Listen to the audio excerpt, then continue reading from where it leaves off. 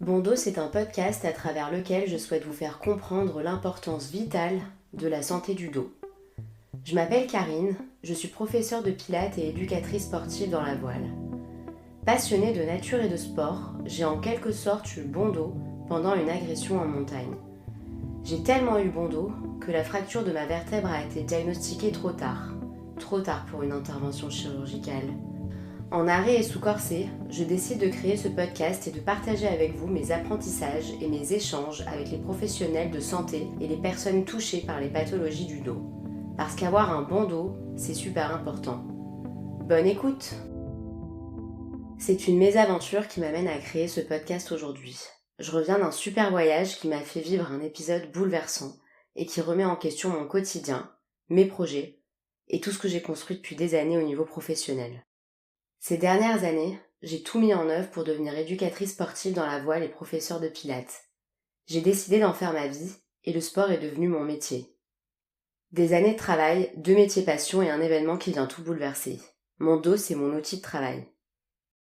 Pour ces premiers épisodes où je vous parle seule face à mon micro, laissez-moi vous lire ce qui m'amène ici aujourd'hui. Mi-février, j'ai dit au revoir au Cap-Vert. Arrivé en France, je vais voir mon médecin traitant pour un check-up. Le médecin me dit que je suis très tendue du dos et m'envoie faire une radio. Je n'arrive pas à y croire. Comment est-ce qu'ils n'ont pas vu ma fracture à la radio ? Quel est leur matériel au Cap-Vert pour passer à côté d'une fracture ? Mon médecin n'est pas si surpris. Apparemment, ça arrive d'être mal diagnostiqué à l'étranger. Il me met en arrêt total. À part marcher un peu, interdiction de faire du sport. Je suis choquée. Mon médecin demande l'avis à un chirurgien orthopédiste sur ma radio, mais vu que je ne me plains pas trop, a priori, ça devrait aller. Tous mes projets tombent à l'eau. J'étais censée commencer une formation en fitness le jour même. J'appelle pour annuler. Je préviens aussi les 2 studios de pilates où je devais travailler pour leur dire que je ne pourrais plus venir. Quelques jours plus tard, je reçois un coup de fil de mon médecin traitant. La chirurgienne orthopédiste veut me voir. Encore une fois, je suis sans voix. Je rencontre la chirurgienne. Elle me dit d'office que la fracture est importante. Elle m'aurait opéré il y a 15 jours. Je m'effondre, car je ne m'y attendais pas du tout. Je réalise la gravité de ma situation. Je suis choquée, triste et déçue, même si je sentais depuis le départ qu'un truc clochait avec mon dos. Quel coup de frein ce retour en France ? Ça aurait pu être pire. Je suis entourée de personnes géniales et je suis bien prise en charge. J'ai quand même beaucoup de chance. Je repars avec une ordonnance pour 3 mois de corset et de la kiné avec corset au moins 2-3 fois par semaine. La chirurgienne me donne rendez-vous pour qu'on se revoie dans 2 mois. Et pour me préparer à toute éventualité, elle me soumet que je ne suis pas à l'abri d'une opération de rattrapage, si ça ne se résorbe pas. Au moins tout est dit. Je lui demande quelques conseils de lecture pour le dos et la colonne vertébrale. Ce jour-là, ça fait déjà 1 mois que j'ai cette fracture, donc ma mère me conduit directement chez le prothésiste orthopédique. Parce que oui, je n'ai plus le droit de conduire non plus. J'ai un peu le moral dans les chaussettes quand je pense à ce qui m'arrive. Mais dans la salle d'attente, je vois bien pire. Je vois par exemple un monsieur qui a la jambe amputée et qui fait des blagues. Je me dis de prendre exemple sur lui. C'est le meilleur état d'esprit à avoir. Le prothésiste ortho prend mes mesures. Hanches, taille, poitrine. Je me demande bien à quoi va ressembler mon corset. Le gentil monsieur me propose une palette d'imprimés pour mon corset. J'ai l'impression d'être une enfant. Je dois choisir un imprimé et ils sont tous ultra kitsch.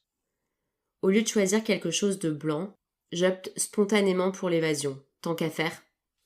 J'hésite entre un imprimé étoile ou un imprimé marin. Je choisis sans vraiment hésiter. Ça n'a pas vraiment d'importance. J'attends mon corset et mes rendez-vous chez le kiné comme des divinités, pourvu que cette période passe vite. Bizarrement, dans l'attente, ma douleur du dos revient. Elle s'intensifie, comme lors de la première semaine après ma chute. J'ai conscientisé ma fracture. Je le sais. Et je me dis que c'est fou le pouvoir du cerveau. Avec ma fracture, je n'ose plus trop bouger. J'ai peur d'aggraver ma situation. Je me mets une écharpe autour du tronc en guise de corset de fortune. Je récupère mon fameux corset dans 2 jours. J'ai hâte. De manière très personnelle, je me dis que c'est un peu l'ironie du sort, pour quelqu'un comme moi, d'avoir une vertèbre pétée. Moi qui prends tant soin de mon dos au quotidien, en faisant des exercices de pilates tous les jours, car j'ai totalement conscience de l'importance du dos. Mon dos, c'est mon outil de travail. C'est l'outil de travail de bon nombre de personnes finalement. C'est la charpente du corps.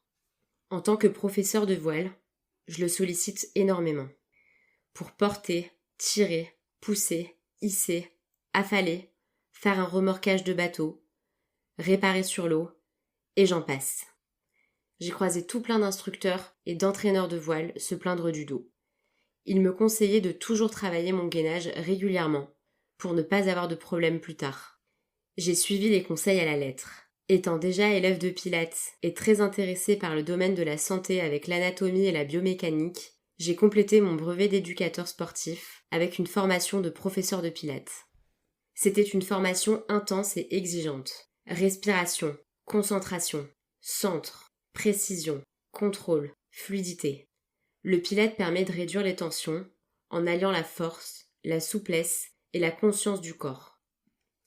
Sur le plan personnel, grâce au pilates, j'ai appris à travailler et à avoir totalement conscience de ma posture. La pratique au quotidien m'a libérée de pas mal de tensions accumulées à cause des gestes du quotidien. Aussi, être dans un studio de pilates m'a permis d'observer de nombreuses personnes et de découvrir une grande diversité de postures. Les personnes âgées super flexibles ont éveillé en moi une certitude, elles détenaient le secret, bouger régulièrement à travers le pilates ou tout autre sport.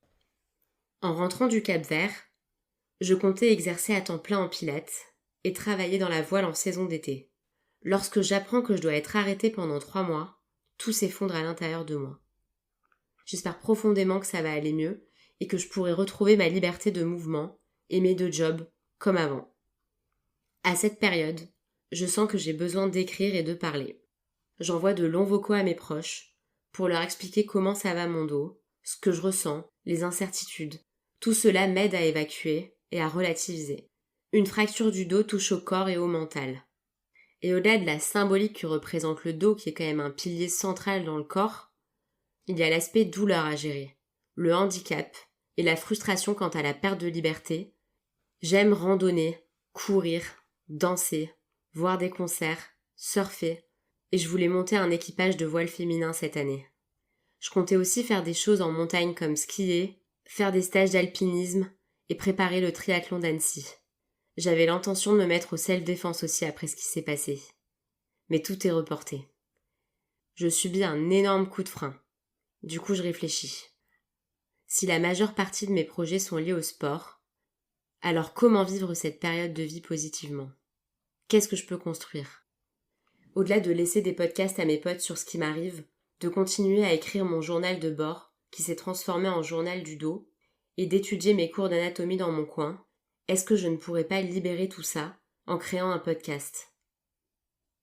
Si je décide de créer cet audio, ce n'est pas dans le but d'avoir des milliers d'écoutes. L'objectif ici est plutôt thérapeutique et pédagogique. J'ai besoin de reconstruire à mon rythme, et même en arrêt, un podcast ne me demande pas de réaliser des acrobaties.